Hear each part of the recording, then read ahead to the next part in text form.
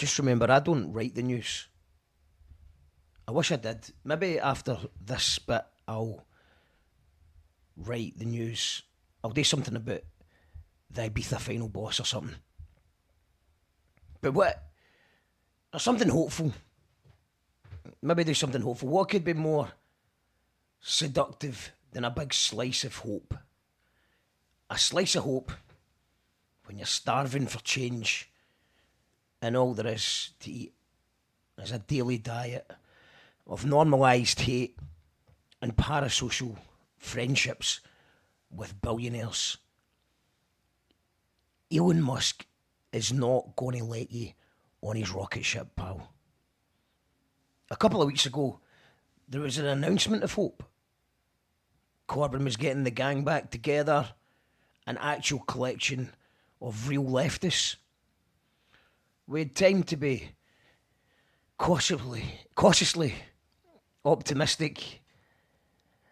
In fact, I was going to share with you on the audio podcast about how I ended up on stage with Corbyn and how he seemed to be saying all the right things.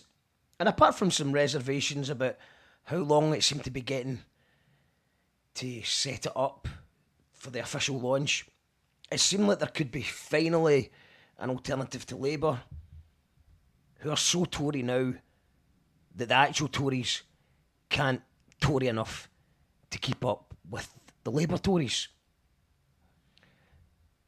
Tories who hate Labour, despite the fact the Labour are too Tory for Tories, are now sort of glancing to the right as Nigel Farage manically laughs at the next urinal. SNP are out of ideas, Greens seem out of touch with the working class, and I don't even know if the Lib Dems still exist or anything. Not really heard of them. And the only person, in this divided land, the only person that can unite the left and the right is Keir Starmer, as everybody has a universal disdain of the never-ending shit show that he now orchestrates. So as it stands, we're all agreed that we want change. And sadly, as it stands, the vast majority of people are going to choose reform. Well, probably not the vast majority. A lot of people just won't vote the way it stands as well. And the people that choose reform and choose racism will win. And that's despite Nigel's horrific record of being wrong about everything. All the time. And just always getting on Newsnight. Always getting on the headlines. Always on the news. And has been for over a decade now. And the only one that ever benefits from him and his decisions is his billionaire paylords. Name one policy that doesn't mention boats, and you can't. Point out the fact that Brexit has made immigration much worse than it was, and they'll just tell you that Brexit didn't Brexit enough, or something like that. And then today, there is a split in Corbyn's Your Party before they even launch. Zara Sultana has allegedly asked for donations using the Your Party mailing list, and Corbyn's team said they were seeking legal action, she didn't have permission to do so, or something like that. It's still quite early on, it's just breaking news just now. Zara's called Corbyn's side a sexist boy club, and they're just sort of throwing shit at each other just now. I don't know enough information to know who's in the right, who's in the wrong. But Corbyn's side is insinuating that she took money from the supporters under false pretences, and she's calling them sexist. So it's a disaster. It's another disaster on the left. And this is before the official launch. It's broke up. They broke up. They're in two. It looks like there's going to be two different parties now. And this is going to be jumped on by the BBC, the Daily Mail and everything, because this is what they've been waiting for.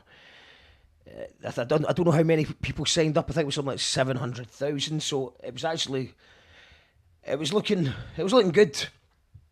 But you can't have hope for too long, not these days. So it's going to be jumped on by the media, which is owned by a couple of billionaires, and it's not in their interest to be taxed more. It's in their interest for everyone to fight for the scraps and blame everything on immigration. And never ever austerity. Funnily enough. Tax breaks for the rich, austerity for the poor. Austerity. Which is a fancy name for theft. Now, I just hope that both sides, whether it's Zara, Corbyn, whatever, I just hope they can get their act together, because nothing short of a strong and thoughtful alliance between those who oppose fascism will work. Otherwise, the next Prime Minister will be Nigel Farage, who's basically Jeremy Clarkson on wheels. And I've just saw Jeremy Kyle is considering running as a Reform MP, and that says it all. If Jeremy Kyle can get into Parliament, it'll be one of those sick to the stomach feelings again. We're just surrounded by fake news, protest arrests, AI generated images, secret algorithms, billionaire lobbyists. All of that will make Nigel Farage the next Prime Minister, unless a pact, an alliance of some people with some ideas gets together. But there's still time, so let's just hope this can get sorted out. But it's not a good start. It's not a good start. And then, when Farage gets in, all he'll do is just blame the previous government, as they always do, and just demand that what everyone needs to do is get more racist. And then all that is left in the ashes is flags. That's all you'll have, is flags. This is the news on You Call That Radio.